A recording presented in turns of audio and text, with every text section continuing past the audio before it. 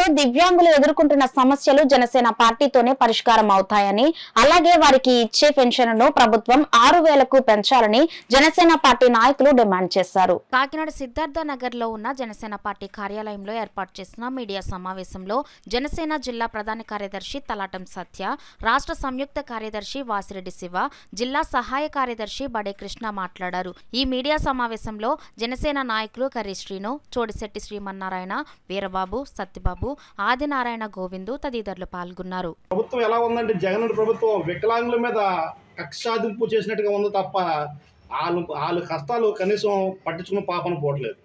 కనీసం వికలాంగులకి ప్రతి గవర్నమెంట్లో కూడా సబ్సిడీ లోన్ వచ్చి 2 లక్షలు 3 లక్షలు వస్తే కనీసం 50% వీళ్ళకి సబ్సిడీ వచ్చినా 50% కట్టకుండా పరిస్థితి ఉండేది. వీళ్ళు ఎక్కడో ఏ చిన్న కిల్లి కొట్టో బడ్డీ కొట్టో పెట్టుకుని బతకడానికి ఆస్కారం ఉండేది. ఇప్పుడు ఈయన జగన్మోహన్ వచ్చిన తర్వాత అవి కూడా రద్దు చేసి కనీసం పెన్షన్ కూడా ఇచ్చిన పాపన పోలేదు. ఆయన ఇలా ఉంటే ఇప్పుడు కాలిచ్చే బతకడమే కష్టంగా ఉంది. అటువంటిది వికలాంగులు ఈ 3,000 రూపాయలు బతకాలంటే జీవితం ఏడ్చాలంటే ఎంత కష్టమైన పనితీరో ఒకసారి ఈ పాత్రిక మిత్రుల ప్రకారం చెప్తున్నాను. మరి ఈ దొంగరెడ్డి జగన్ రెడ్డి వాళ్ళు ఉన్న ఎమ్మెల్యేలకి వాళ్ళకి బోల్డ్ దోచి పెడుతున్నారు తప్ప ఇటువంటి వికలాంగులను పట్టించిన పాపన పోవట్లేదు.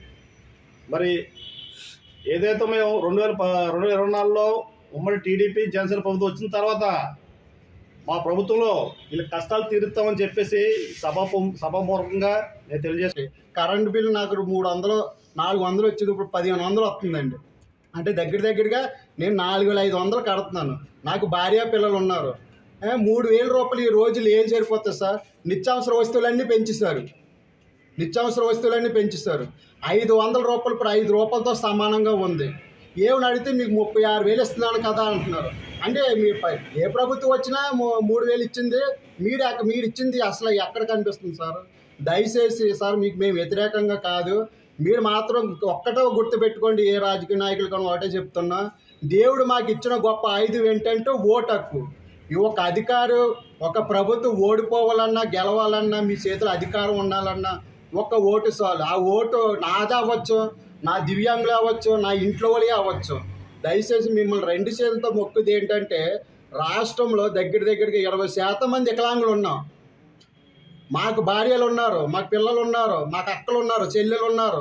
ఇవన్నీ కలిపితే ఇంకా ఎంత ఓటింగ్ అవుతుందో ఒకసారి మీరు అర్థం చేసుకో. దివ్యాంగుల్లో చాలామందికి 80% 70% పర్సంటేజ్లు ఉంటాయి.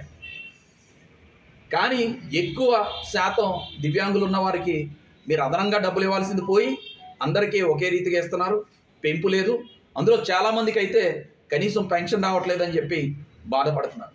గత ప్రభుత్వాల్లో వాళ్ళు పెళ్ళిళ్ళు చేసుకుంటే మీరు కానుక ఇచ్చేవారు.